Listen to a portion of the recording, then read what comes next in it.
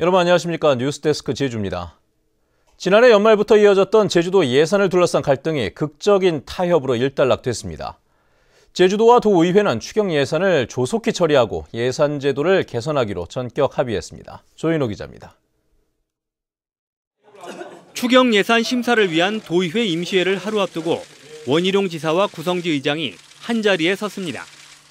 두 사람은 설 연휴 기간 민생 예산을 하루빨리 처리하라는 여론을 확인했다며 추경 예산을 조속히 심사해 원만히 처리하기로 합의했다고 밝혔습니다. 이에 따라 도의원들은 지역구 예산 증액을 포기하고 공항 문제에 대한 정책 협의회는 열기로 했습니다. 그동안 논란이 됐던 예산 제도도 개선하기로 했습니다. 제주도는 도의원님들이 지역 주민 대변 기능을 존중하고 도의회는 예산 편성의 기준과 절차를 존중하면서 원희룡 지사는 도의회 사무처장 임명 과정에서 의장의 입장이 충분히 고려되지 않았다며 유감을 표명하기도 했습니다. 충실히 원칙을 지키고 의회의 의견, 특히 의장님의 의견을 액면 그대로 반영하기 위해서 노력할 생각입니다. 이에 따라 도의회는 오는 13일까지 열리는 임시회에서 제주도가 제출한 1,634억 원 규모의 추경 예산안을 통과시킬 것으로 보입니다. 하지만 예산 제도를 어떻게 개혁할지를 놓고 의견이 분분한 데다 도의회 사무처장 인사를 둘러싼 소송도 진행 중이어서 진통도 예상됩니다. MBC 뉴스 조인호입니다. 오늘 오후부터 중국 북부에서 발생한 황사먼지가 북서풍을 타고 제주 지방에 유입되면서 옅은 황사 현상이 나타나고 있습니다.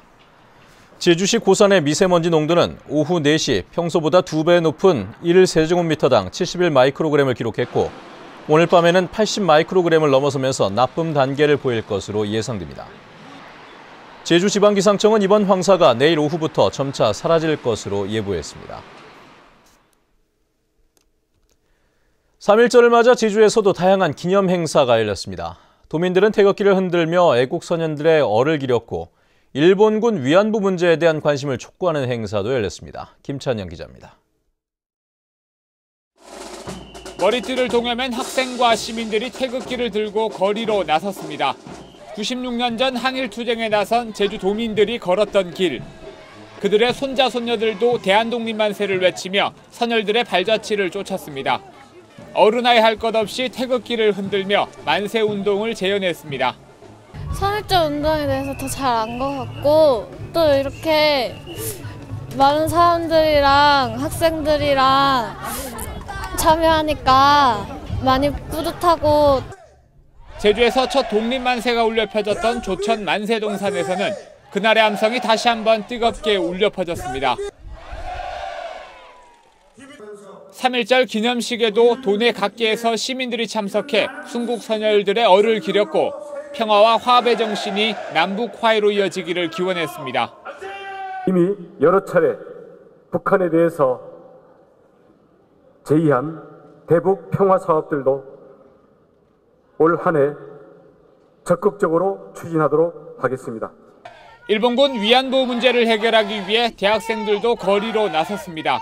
오는 31일 평화의 소녀상 건립을 위한 제주 콘서트를 열기로 한 학생들은 일본 영사관까지 시가행진하며 시민들의 동참을 호소했습니다.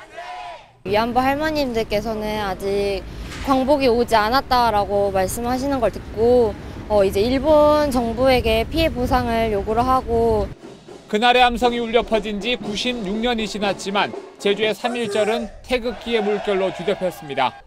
MBC 뉴스 김찬년입니다. 제주 서부경찰서는 국가지정 등록문화재인 제주 산무공원 증기기관차를 훼손한 혐의로 14살 이모군 등 4명을 붙잡아 조사하고 있습니다.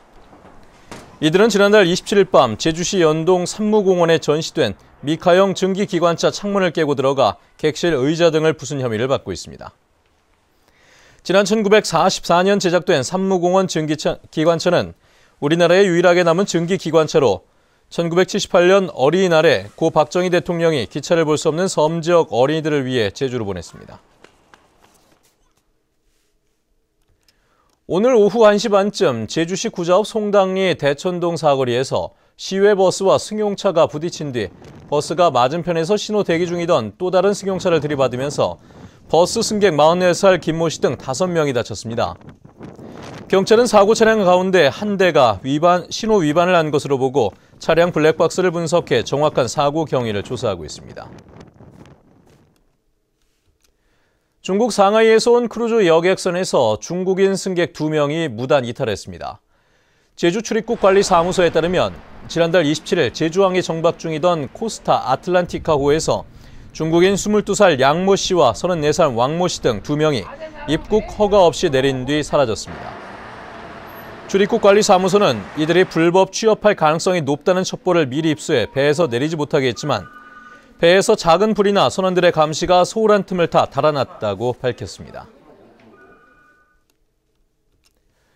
세월호 참사 이후 여객선의 운항이 중단된 제주와 인천 항로에 대형 화물선이 추가로 투입됩니다. 제주도에 따르면 이달부터 컨테이너 200개와 화물 차량 40대, 승용차 60대를 실을 수 있는 9,500톤급 화물선 선라이즈호가 일주일에 2번씩 인천 항로를 운항합니다. 현재 제주 기점 화물선은 부산과 목포, 인천 항로에 5척이 운항 중이고 이달부터 인천과 목포 항로에 한 척씩이 추가로 투입돼 화물 적체 현상은 다소 해소될 것으로 보입니다. 제주 영어 교육도시 국제학교 학부모들이 제주에 살면서 1년에 평균 3천만 원을 쓴 것으로 나타났습니다. 제주도는 국제학교 학부모 523명을 대상으로 설문조사한 결과 지난해 학비를 제외하고도 세대당 2,928만 원을 소비했다고 밝혔습니다. 한편 학부모의 86%는 영어 교육도시가 제주 이미지에 긍정적인 영향을 미쳤다고 응답했고 45%는 국제학교가 없다면 자녀를 해외로 유학 보냈을 것이라고 응답했습니다. 제주대학교는 부총장 겸 교육대학장의 정광중, 대학원장의 김두철 교수를 임명하는 등 보직교수 20명에 대한 인사를 단행했습니다. 자연과학대학장에는 이남호, 공과대학장 겸 산업대학원장의 이계명, 통신번역대학원장 겸 외국어교육원장의 김원보, 법학전문대학원장에는 김상찬 교수가 임명됐는데 보직 교수들의 임기는 2년입니다. 제주산 한라봉이 동남아로 수출됩니다. 제주 감귤 농협은 최근 싱가포르에 한라봉 3kg들이 백상자를 수출했고 이달에는 미국령 괌과 말레이시아로 한라봉을 수출할 예정이라고 밝혔습니다. 감협은 신선도를 유지하기 위해 수출 방식을 선박에서 항공운송으로 바꿨고 중간 바이어 없이 현지 업체와 직접 거래해 농가 소득을 높이는 데 도움이 될 것으로 보고 있습니다. 서귀포 의료원이 가족이나 간병인 대신 간호사가 24시간 환자를 돌보는 보호자 없는 병원인 포괄 간호 서비스를 시작했습니다. 포괄 간호 서비스에는 건강보험이 적용돼 본인 부담 금액은 하루 7,000원이며 최고 10만 원인 간병인에 비해 환자들의 부담이 크게 줄어들게 됩니다. 뉴스데스크 제주였습니다. 여러분 고맙습니다.